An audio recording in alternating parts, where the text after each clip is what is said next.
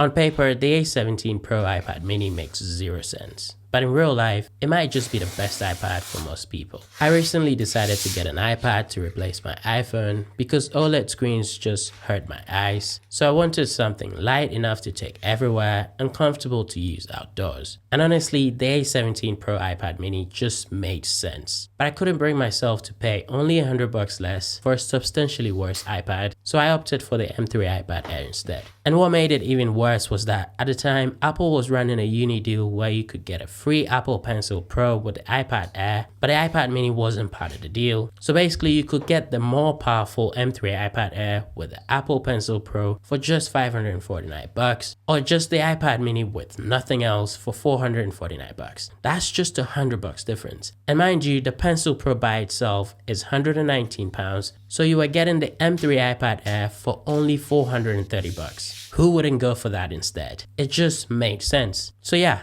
I tried to make it work even though I knew I wanted something smaller. But after a few days, I came to the conclusion that the 11-inch iPad Air was just way too big and heavy for everyday use. So I returned it and got the iPad mini instead. And I'll be honest, it was painful to technically spend more on the iPad mini than the iPad Air. But look at it, it just fits. The 8.3-inch display is just big enough for Instagram and scrolling on TikTok, and it passes the scrolling in bed test because it's not too heavy. Like I could just throw it in my sling bag or in my cargo pocket and take it everywhere. It's the kind of device that you actually want to take with you. Sure, on paper, it's a worse deal and less powerful than even the M1 iPad Air, which is quite shocking. But in real world use, the convenience and portability just makes it worth it for me. I guess sometimes convenience beats power, but I'm curious, which one would you actually pick?